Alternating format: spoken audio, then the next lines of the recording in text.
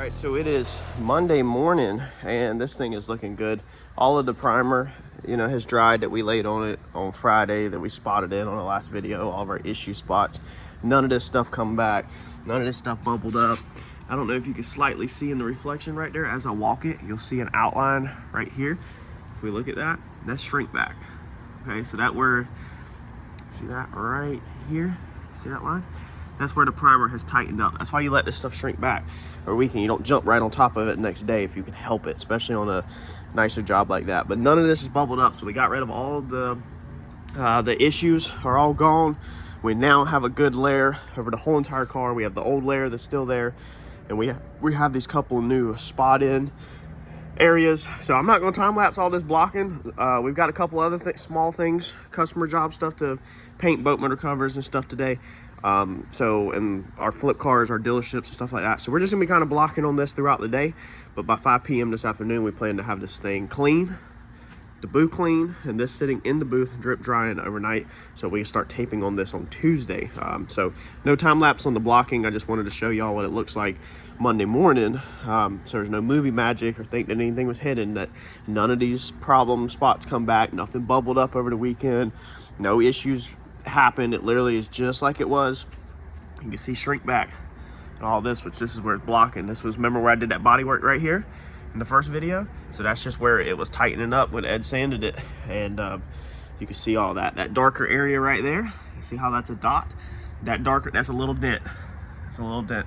That's the reason why it's darker there, because the sandpaper didn't get it. So we'll keep blocking that area until that darkness is completely gone. So that's what this guide coat is for, is you'll keep blocking and blocking until all this darker stuff is gone, and then that's going to be as straight as possible. Now here in a month or so, there is a small percentage that you can still see some flaws in the paintwork because this car did not sit.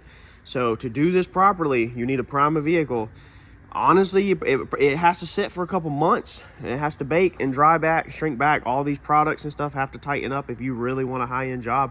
But no shop has the room practically to just let cars sit for 2 to 6 months shrinking back. The high-end $100,000, $200,000 builds, they do the bodywork, prime them, and they put them in storage for 6 months or so and just let them shrink back. The real high-end stuff, or they move on to some other stuff, maybe the interior or electrical or something else, whatever the case is they take the time to let the primer shrink back. Shops like this, most of all your average shops, we cannot let these things properly shrink back. So that's the reason why you'll still have, later on you'll see in the reflection of the clear coat, you'll still have some imperfections. And we got to get all of these little chips out, just keep on sanding, and all these things right here will come out everywhere if you keep sanding. So this is why a lot of shops won't work over top of existing primer. Ed was just blowing this off, and as you can see, when he was sanding it and it popped, as you can see, that's all the way down to somebody else's work. Our primer is sitting on top of the primer that was there, and the primer that was there that we were working on top of let go. That's that stuff that was there. That's our new stuff on this side. So that's the reason why a lot of times people won't worry. People won't do your work over top of it. If you've already touched it, it's best for you not to touch it. Just pay a shop to do it, because we don't know if our work is going to stick to the original.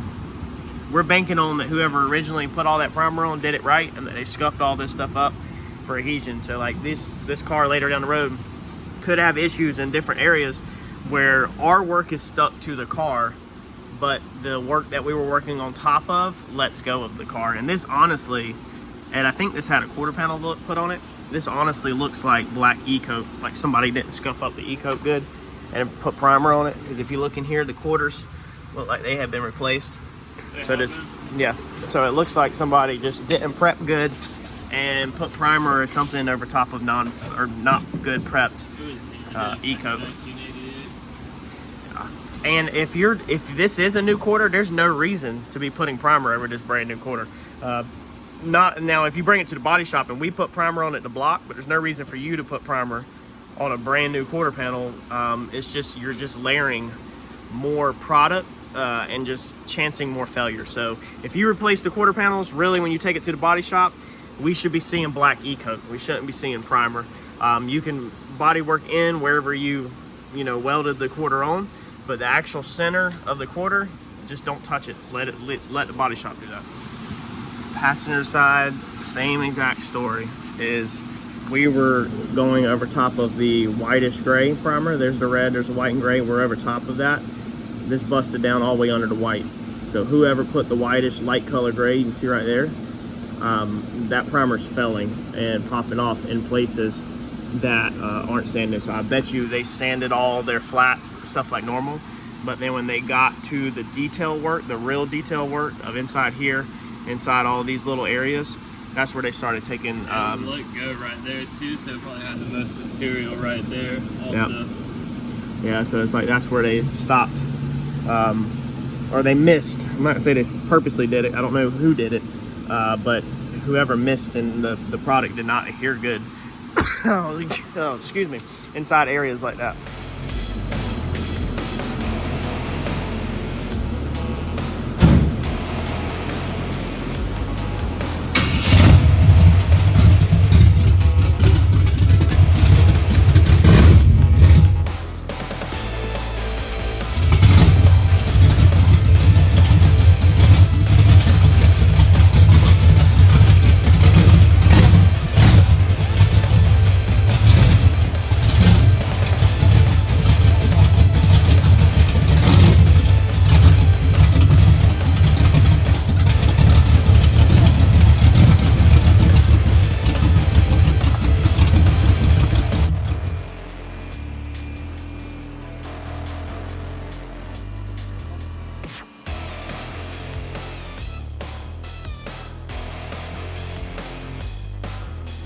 Yes, we do wash it again. So it is clean, clean, clean, clean, clean. Wash it. I don't understand how these shops paint cars and never wash them. I hear it a million times that people think it's so strange that we wash them. You have lost your freaking mind. I mean, just the dirty, the dust inside the car and everything. I don't understand how y'all are wanting to deal with that crap. Dude, just pull it out and wash it. We'll take it with Scotch-Brite again, Dawn dish soap, Scotch-Brite, and we'll scuff it up just to make sure we get all the edges. So we've hand sanded all the edges of the trunk, all the edges of the door for rock chips. We've sanded all that stuff out. Behind where the bumper goes, we did not sand it because the bumper goes there, so we're not trying to slick it out. This is where we will smooth it out with our Scotch-Brite. All up inside here, we did not sand. We will smooth all of that out with Scotch-Brite because that gets a seal glued inside of it. So it's literally gonna have glue put all up inside of it. So there's no point in sitting there hand sanding that 100% smooth. But clean, clean, clean, clean, clean. That's the name of the game. All right, so now we are on, what is it, Tuesday morning. So we spotted in yesterday afternoon all of our areas and then come in this morning and had some busted paint here. Now the trunk dripped out, some moisture that was in here dripped out, but had busted clear coat here that was starting to let go in the corners. So we are sanding them out. Our dad's sanding all of them out, smoothing them out. This is, again, these, if you notice, these are all in spots that people cheat and don't really normally put a lot of time in the prep. All of these spots are in little tiny areas. Also, we fixed this one yesterday afternoon, if you recall. We put it on really thick right here to smooth everything out, or we brush it out. We're gonna take, again, we take 90% of this off. So just because we put it on thick, we do not leave it on thick. You take 90% of this off. You're just using it to fill in imperfections. But come in this morning and this one had busted. So again, this is all the way down into the white light color primer down below it. So the work that's underneath our work is just letting go of the body, because you can see the red-ish. That's all the way down, man. So again, these are all areas though that people don't normally spend the time in. They run the flats and then they don't put the time in the little tiny areas. Fortunately, that's behind the door handle. We're gonna have to fix that again. We're gonna do more spotting in this morning. That one's not letting go, even though you can tell at some point it did. All of these are good.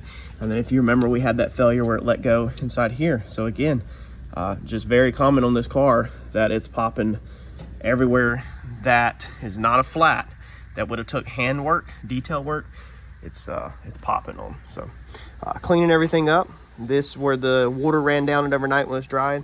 is super simple, super common. Like, and just wet sand that out and get that nice and clean. We're doing the final touches. We took a paintbrush and we dabbed any little tiny pinholes that were missed. We feathered in the edges, any cut throughs. So we'll wet sand that this morning.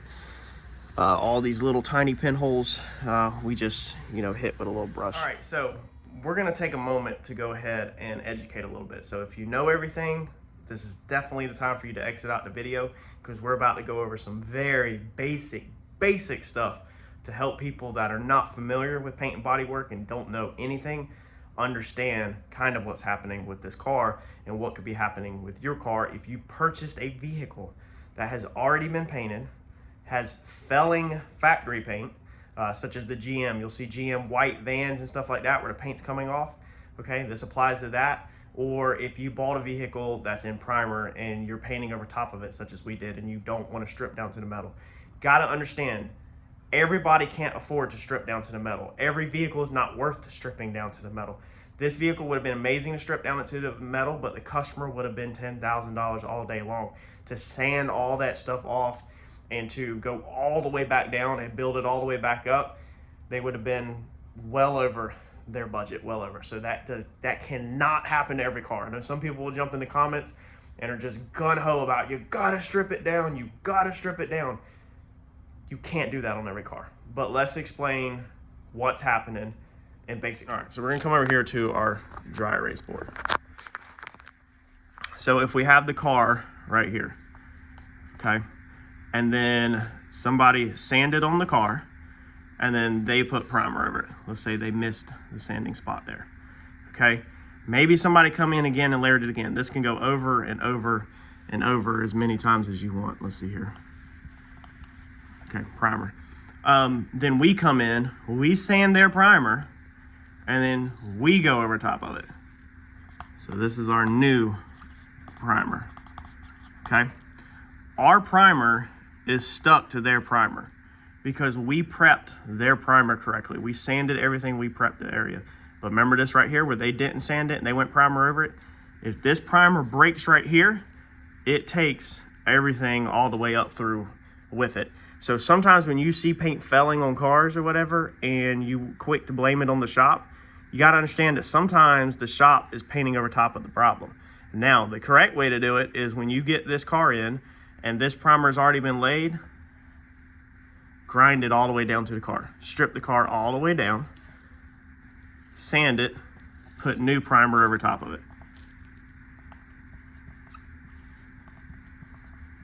Okay, now our primer is connected to the car. We are responsible if it lets go, all right? You're getting rid of that failure point. But when you are stacking layers over top of layers, if any of these layers below fell, it's taking everything to the top with it.